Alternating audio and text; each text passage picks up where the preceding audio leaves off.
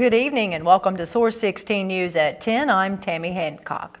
New this hour, the Fulton County Grand Jury has found no criminal liability by the babysitter of a 14-month-old child who fell face down in a bucket of bleach water and died last month. The Fulton Police Department investigated the scene, interviewed witnesses, and received information on the autopsy report regarding the death of 14-month-old Lacadia Bradshaw Beard. Based on the information obtained and reported to the grand jury, Chief Terry Powell reports the child's death has been determined as a tragic accident and found no criminal liability by the caregiver. On the evening of January 24th, the 14-month-old was found face down in the bucket of bleach water by a babysitter. First responders transported the child to Parkway Regional Hospital, where she was pronounced dead around 7:30 that evening.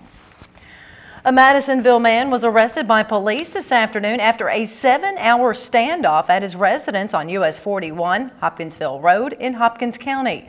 Kentucky State Police arrested 55-year-old Joe Umstead around 1 o'clock and charged him with first-degree wanton endangerment, second-degree terroristic threatening, and 2 counts of third-degree terroristic threatening. Around 5:10 this morning, the Hopkins County Central Dispatch contacted state police for assistance after Umstead called from his residence about 1 mile south of Earlington requesting an ambulance. Dispatch requested state police's assistance due to Umstead making threats toward law enforcement in the past. When officers and emergency medical personnel arrived, Umstead refused to leave his residence and made threats toward law enforcement personnel.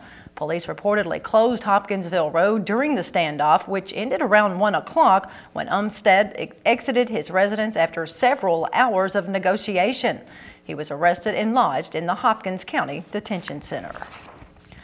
The Hopkinsville Trail of Tears Commission says Oklahoma native and Comanche Indian descendant Ron Cooper will be at the local Trail of Tears Commemorative Park tomorrow to share his story with area residents. According to officials, Cooper started his journey in Charleston, Tennessee, and has walked hundreds of miles. Cooper is scheduled to be at the park off Pembroke Road tomorrow afternoon around 3:30. Stay tuned to Wake Up Western Kentucky Monday morning at 6 for details of Cooper's extraordinary trip to the Commonwealth.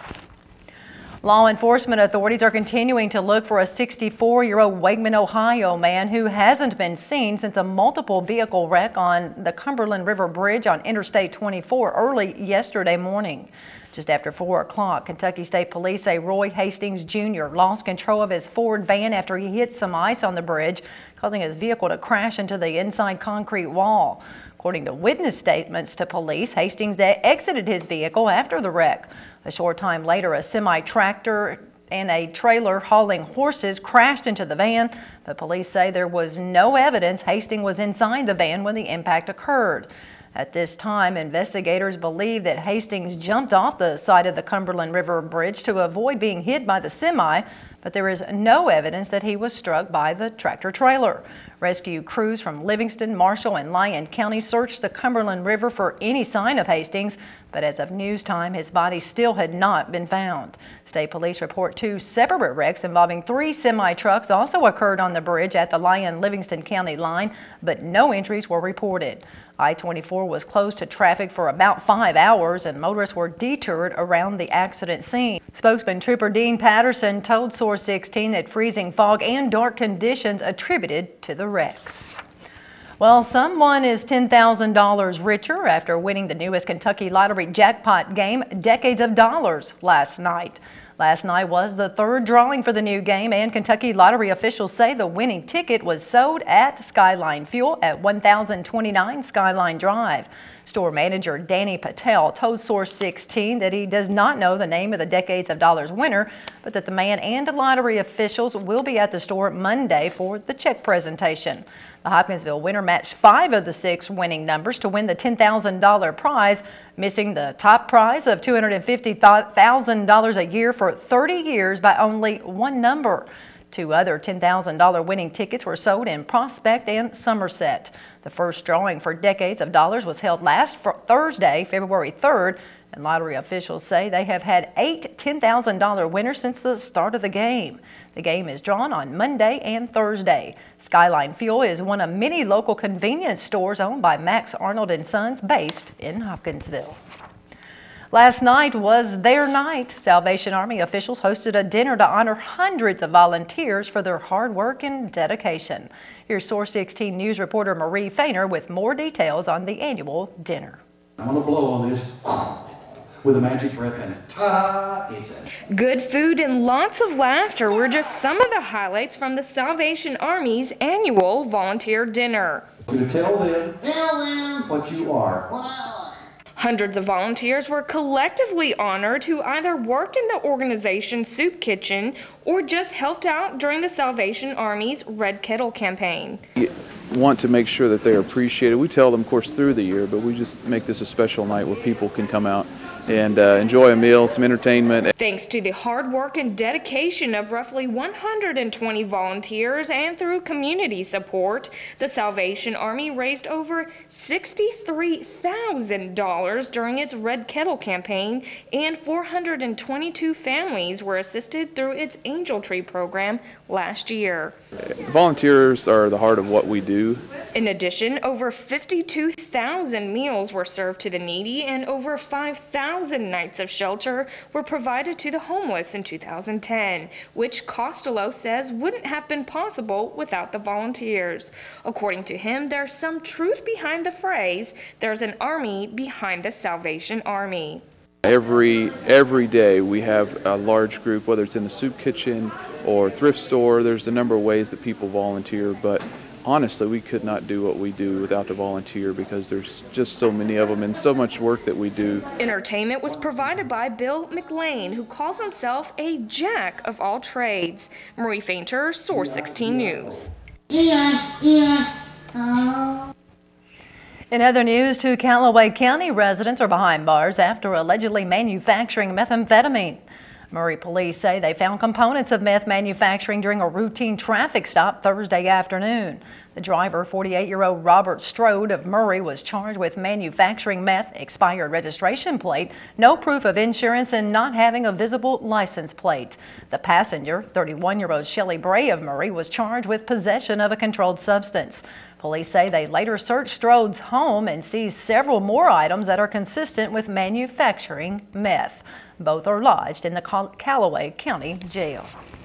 Well, despite receiving enemy fire, a combat aviation crew is credited with saving the life of a Fort Campbell soldier in Afghanistan. Captain Andrew Wilson of Oklahoma says, quote, "Without hesitation, the crew launched into a known engagement area and retrieved an injured comrade." Specialist Ronnie Vargas, assigned to Fort Campbell's 2nd Brigade Combat Team, was injured after his unit was attacked by enemy fire on top of a ridgeline. In addition, despite being injured herself, a flight medic, Sergeant Elena Romero, treated Vargas until he was transported to the Jalalabad airfield, where a surgical team treated his wounds. Improving public safety and lowering corrections costs are some popular topics in legislation this session. Multiple bills have been filed aimed to protect Kentuckians and save money, including 2 identical measures that were filed in the Kentucky Senate and House of Representatives. The legislation is based off of recommendations by the Task Force on the Penal Code and Controlled Substances Act, which is chaired by State Representative John Tilley of Hopkinsville and State Senator Tom Jensen of London. They are also the prime sponsors of the bills in their chambers. Other task force members include Chief Justice John D. Minton Jr., a native of Trigg County. These figures show a positive outlook in the Kentucky housing market. According to the Kentucky Association of Realtors, home prices in Kentucky remained stable throughout 2010, with less than 0.1% drop in the median sales price compared to 2009. And for year-end, the median price of a home in Kentucky was 40% less than the national median. Home sales within the state are down over 3.5% compared to 2009, but the latest pending home sales index indicator shows a positive gain for the 5th time in the past 6 months. This trend shows a gradual recovery to the housing market nationwide. Well, Governor Steve Beshear spoke with more than a dozen demonstrators this afternoon in the reception area of his office, where some have promised to stay until they're arrested. The group has pushed for years to end a mining process known as mountaintop removal. The protesters say they are unhappy with Beshear's pro-coal standards. Beshear criticized the Environmental Protection Agency for what he considers over-regulation of the mining industry in a speech to a joint session of the legislature last week.